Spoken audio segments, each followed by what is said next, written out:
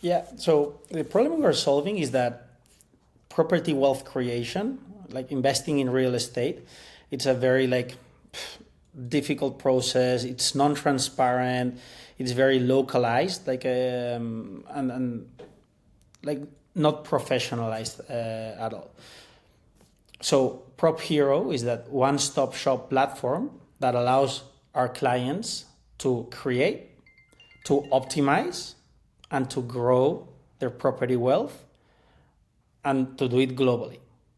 Okay, so we first of all use data to find the best areas to invest. Secondly, we have a tech platform where the idea is to process everything from your app. So you'll be able, like similar to ETFs, or where you will just manage everything like passively through the app. And then we do it on a global scale. So the same as ETFs, where you will invest anywhere in the world, we believe the same way with property. So initially when we started, we always thought it would be like white collars, like expats, like good jobs, having extra money and not knowing how to get into the property ladder. And then the realization was, man, there's a much wider audience, which is like, okay, those immigrants who are starting their, like it's like a way to increase your social status, okay, to have more of a financial freedom through that passive income generated by property. So it's professionals, like young people who start having their savings and believe in property as that property wealth creation ladder. So it's a very wide, different type of clients we have.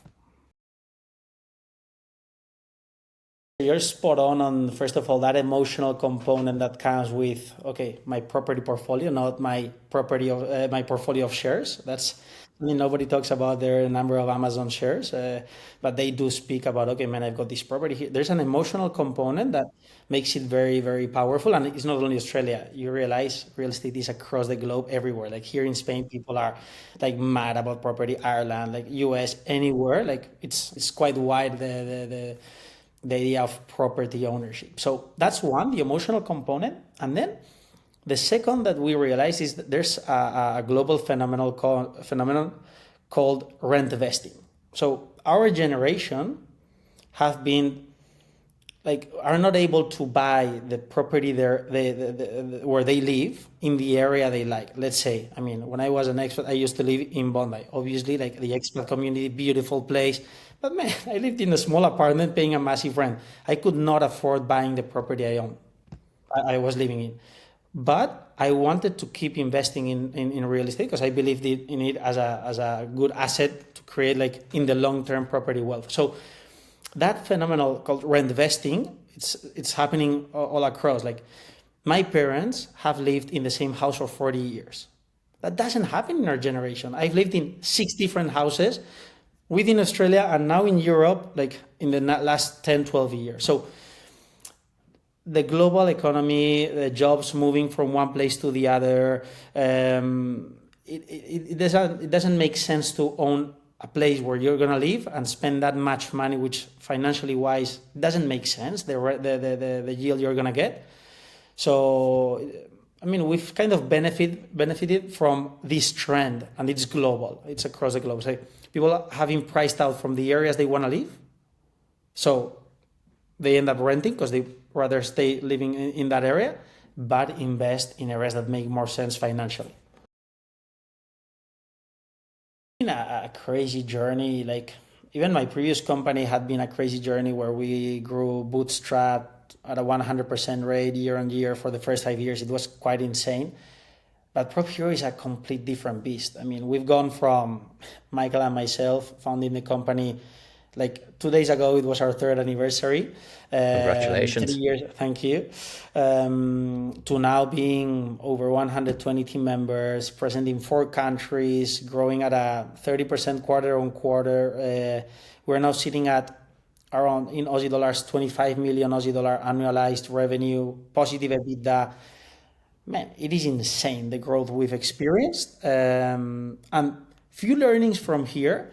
One of them being, man, we are solving a crazy journey. Like even my previous company had been a crazy journey where we grew bootstrap. Try to explain me what you're solving, and man, is it a real, like, 'cause entrepreneurs tend to like just, okay, imagine the future, like what is the future gonna be? Is there gonna be a problem in the future? Man, the problems when they arise, like let's solve them when they are. Let's not get ahead of time. So that's one of the big things. Like it is a real problem. The unit economics stack up. So we make real money. We're a bit positive just after 3 years with this massive growth. So it was really important for us to reach this milestone, which we reached last month. Look, we're very conscious of that. We are very blessed and we're very aware of it. And we keep reminding ourselves, hey, things are going good now. They may not go as, I mean, for sure, they won't go as smooth as they've, I mean, it's not that it's been a smooth journey. Like it's has always been ups and downs. But that cash control, focus on profitability since day one, both from Michael and myself. So again, I come from a 9 years experience bootstrapping a company, which for the first 5 years, the first app I watched in my phone was the bank account to see if we had enough money to continue running the business. That was for 5 years every single day. So that's so ingrained in my nature now to control cash, to keep like, but then you have to balance it with, okay, dreaming and making like an amazing, like growing fast. I mean, 4 countries, 120 people, as you mentioned, in an environment which is not throwing out money, like people giving money for free. It's very challenging, but always with the premise of cash control, man. Cash is king. And there's always, I say there's 2 things that breaks companies, especially at this early stage. The obvious one is cash. Cash will break your company. And then the second one is the partnership between the co-founder relationship. That's also something very important to keep in mind and that can break companies.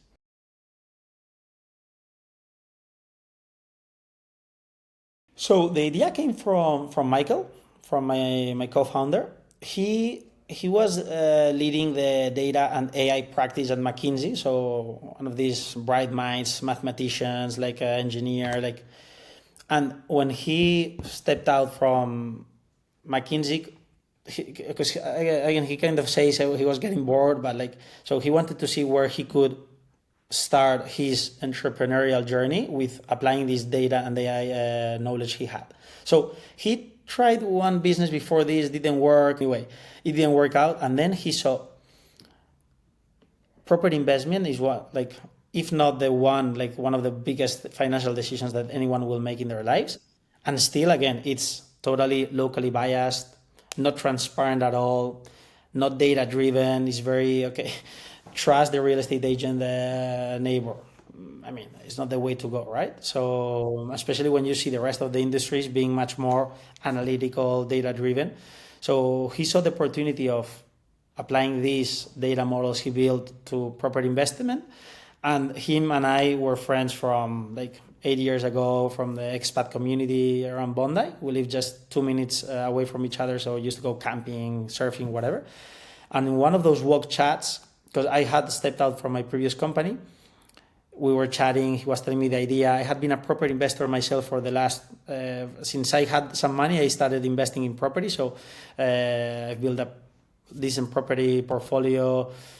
And then he came to me with this data model, say, Pablo, there's an opportunity here.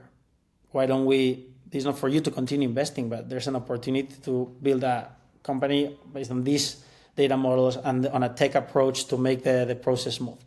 So I was hooked straight away, and my plans on taking some sabbatical, just I decided to put them apart and start a business again.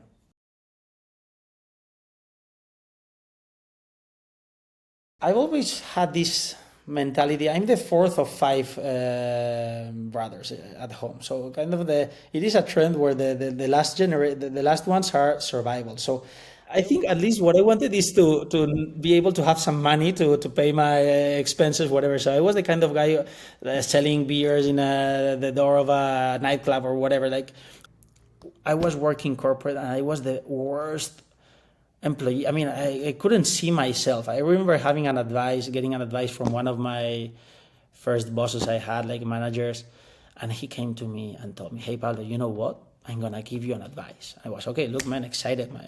Let's see. I'm here to learn. And he comes to me and tells me, never leave the office before your boss. And man, that was for me. Okay, this place is not for me. Like, what a terrifying place I'm joining, man. You know, when you don't admire at all the boss you have, man, that was me. So straight away, I knew it was not for me. And man, I'm always thinking like you always regret in life what you don't do, rather than what you don't do. Rather than what you do.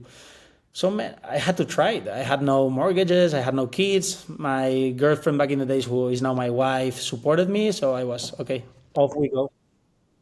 So back then I was living in Madrid, but I had done an exchange program in Australia. I'm an engineer as a background, so I had studied at RMIT in an exchange program with uni. And man, I got in love with the country, with the that. It's everything to be done here, man. It's a very emerging country, so many opportunities. It was a lucky country. So I thought to myself I had to come back. So I decided to quit my job and go to Australia like a one-way ticket and see how it goes, man. And that's how I started my journey. I knew I wanted to start something. I didn't know what, but I knew I wanted to start my own business. And in Australia, because it's like, it's a lucky country, man. It's a country full of opportunities. At least to kick off, it's an amazing country. I mean, look, I one thing I learned from my grandpa, who was also an entrepreneur.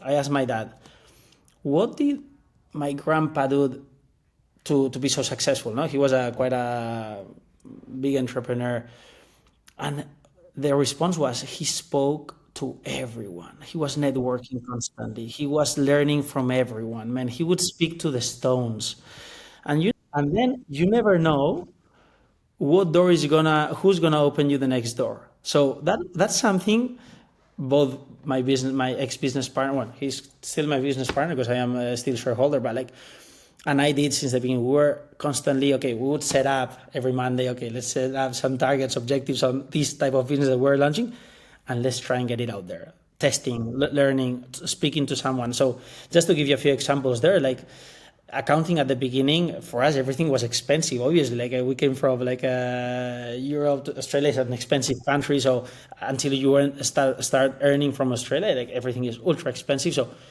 even like to set up the first company, it would ask for us 10 grand to set up or whatever. And it was no way, man. So we ended up like finding, after speaking to many other people, an accountant that would take pity of us. Okay, don't worry, man. I'll take care of it. Just pay me the minimal expenses. It's like for the ASICs, whatever.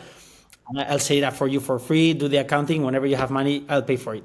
For us, it was mind blowing to see, okay, man, that generosity, because it usually comes from entrepreneurs that have started from scratch. It is a trend to give back, and I've done it like several times with a lot of people. Man, spending time with them, giving them tips, showing them, even giving them whatever financial resources I have, like whatever. So it was an amazing realization to see. Okay, man, people are willing to help genuinely.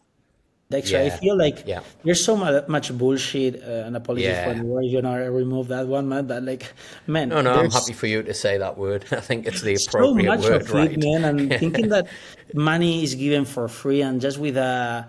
I mean, I'm not saying no. Each one has their own methods. Like, I'm not.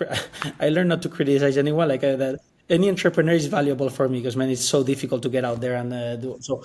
But man, when it comes genuine and it is so much more powerful. Even to me, I get approached by so many on LinkedIn or whatever, like with crazy ideas, crazy things, whatever.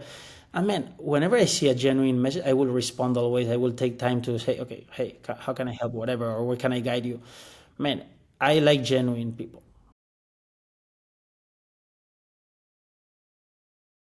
Man, again, it's a lot of try and guess. Like you can plan, do all the business plans, whatever. If I tell you how was the cracking of opening in Spain, like I just sent it to like my network, a few properties I was buying myself. Hey, do you want to invest here? Man, all of them wanted. So the MVP, okay, done. There's a business here. So at the end of the day, this is just like trying, knowing that many of those tries won't work. So But you like, went and tested the market first before committing yeah, to, but the, yeah. the testing market was through my WhatsApp, my network, like a few connections here and there that I knew they like property investing, and man, all of them wanted in. So I was, man, there's a business for people here in Australia also buying overseas.